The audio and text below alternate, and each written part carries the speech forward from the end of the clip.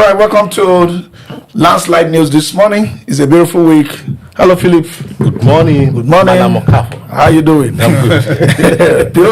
Good morning. How you doing? I'm good. Yeah, it's been in the news that since Jonathan came on board, not necessarily declaring, but he's become more politically visible in the last few weeks.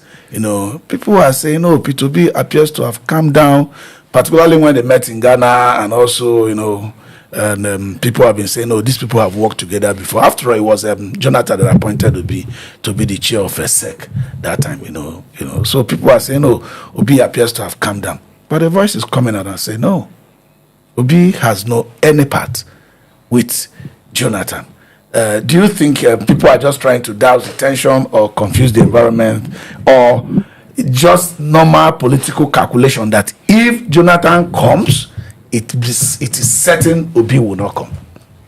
Certainly, what has happened over the weekend, coming from the side of Obi, is to douse the tension and to create that environment that is fluid of who is going to be the face of the opposition.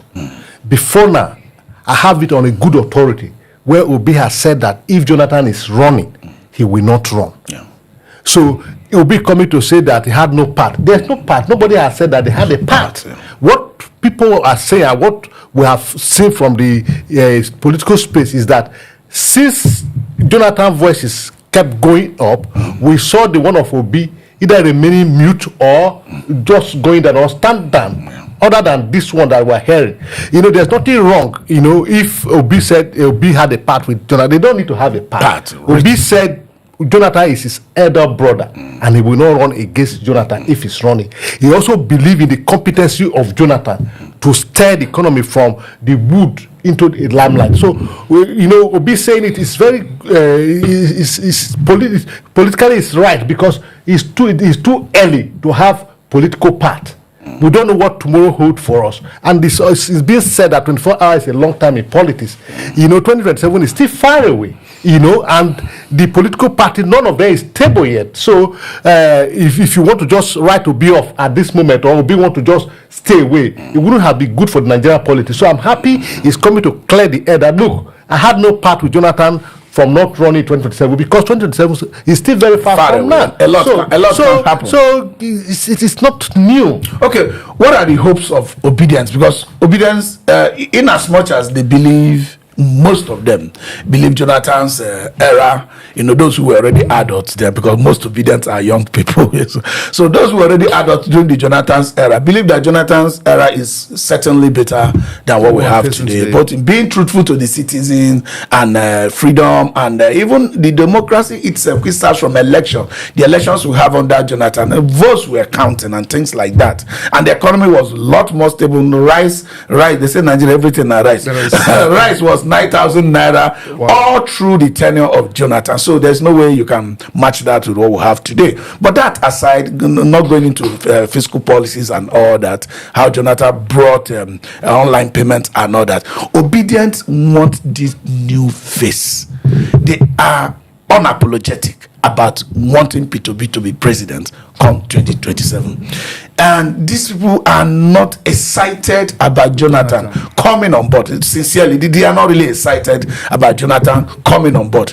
So do you think obedience should still keep their hope alive that P2B might be on ticket come 2027? Particularly when Philip said the other day that Jonathan is fond of raising momentum before election. At the end of the day, he will not run. That has been happening since he left office.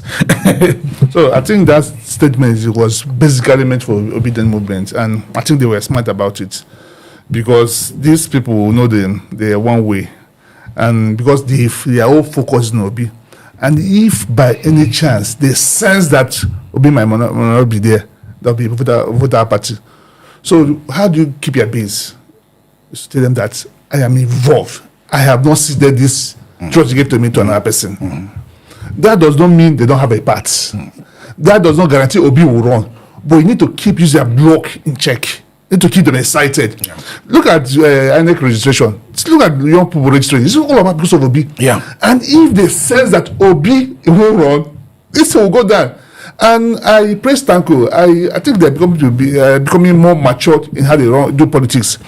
They would have come out to play this. Yes, Jonathan is Obi's Oga, Obi on against Oga. That's them 2 years or 3 years ago. Now they understand the dynamism of politics. As we said, there is no guarantee that Jonathan will run. There is no guarantee that he will not run. So what do? Keep your base in check. Because if you lose them now, maybe if Jonathan comes at last minute that he's not running, how do you call them back? So it's a smart move, and I believe what they did was right. And for Obi movement, yes, we all believe in the principles of Obi. And that you believe in this principle does not mean that Obi is the only one that imbibes this principle. Let's look at things critically. When some people are yearning for Jonathan, it's not because that he's the saint, because he has been in that office and his track record does not score him poor. That's what we look at. He was removed. Still reasonably young. He was removed from office based on lies we are told. And 10, 12 years down the line, those lies we were told, these people that told the lie, they don't resolve it. Even got worse under their watch. So when some of us that stayed and saw what happened during Jonathan's time, we're not talking bad about Jonathan. It's not because we want to recycle the same people. Okay, yeah, exactly. Not necessarily recycling, because sometimes you have to bring in politics. A lot of obedience, without strong apology, do not understand political dynamics. One, you have to win election, and because P2B appeals to you as obedient doesn't mean he appeals to every other person the same way. Some people, especially in the north, are much more interested in ensuring that the next president coming from south, Asiwaji's own is guaranteed that he can't serve more than one tenure. Goodluck Jonathan is guaranteed that he can't serve more than one tenure. That of P2B has to come under agreement or being a perfect gentleman and all that. And because of that, it's some fractions of the north, especially the elites, are still at home more with Jonathan. Is there any way obedience might see reason to that? Should Jonathan emerge at the dying minute and now carry their vote or at least some reasonable element of their emotion into supporting Jonathan? Like he rightly pointed out, when he was speaking, he said that, look, what we believe that Obi can do does not reside on Obi alone to do for this country. There are other persons that can also do it in this country.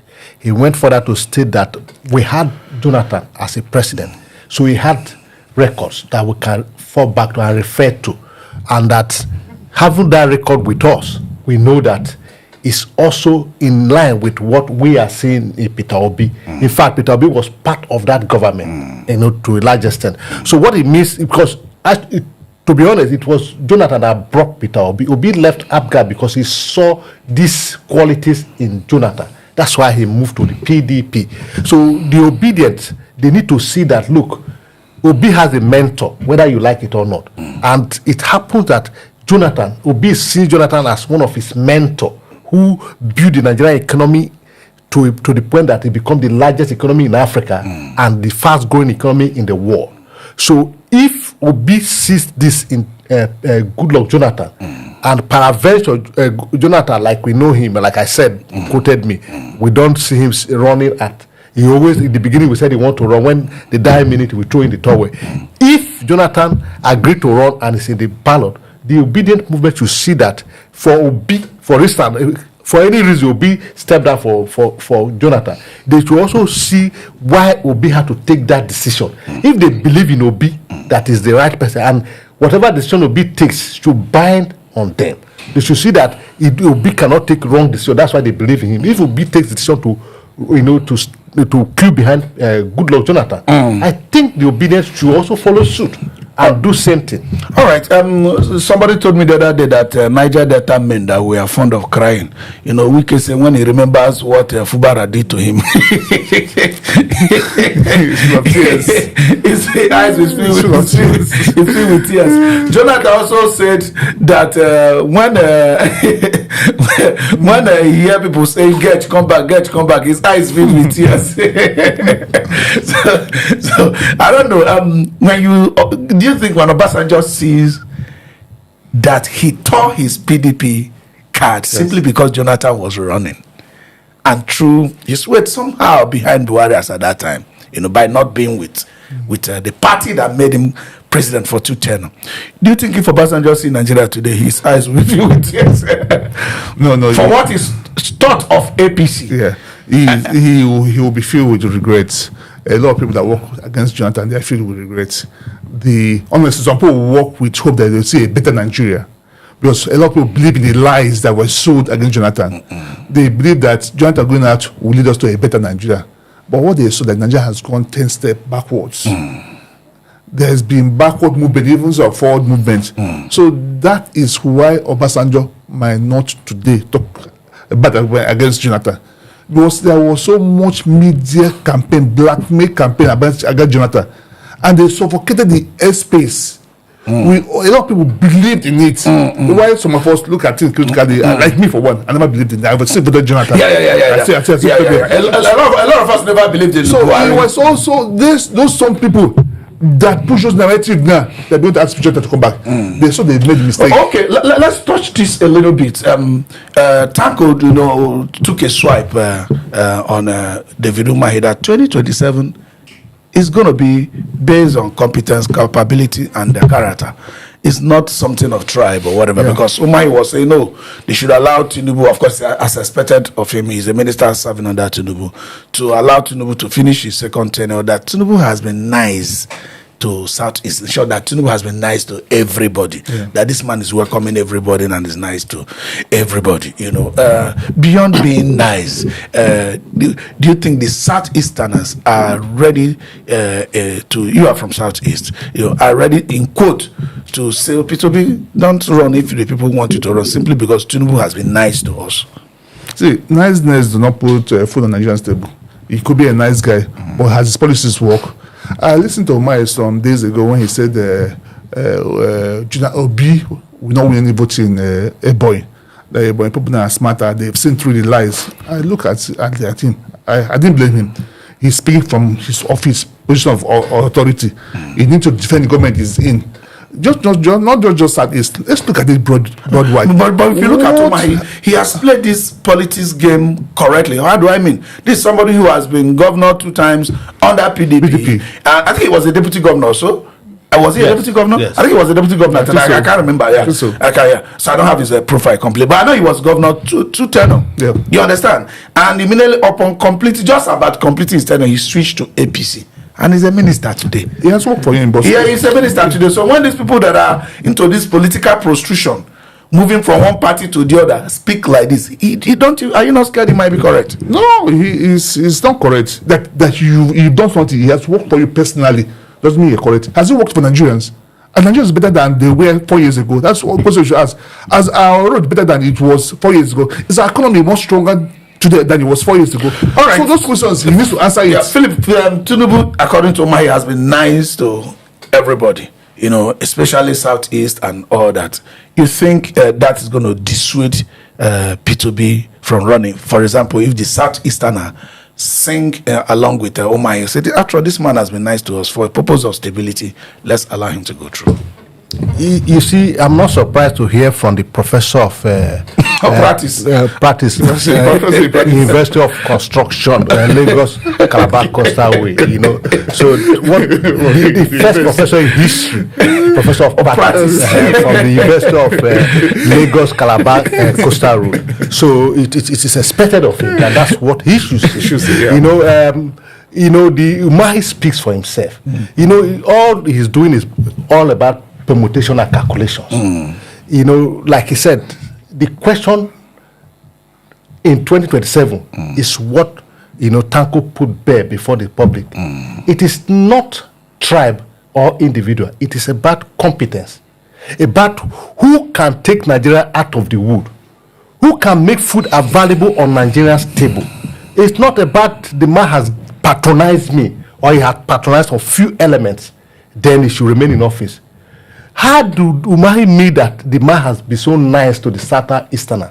Is it because he's the Minister of Works that is constructing the Lagos Calabar Coastal Way when the road of about 800 kilometers, you did 30 kilometers, you commission it? Is that why he should be retained in office?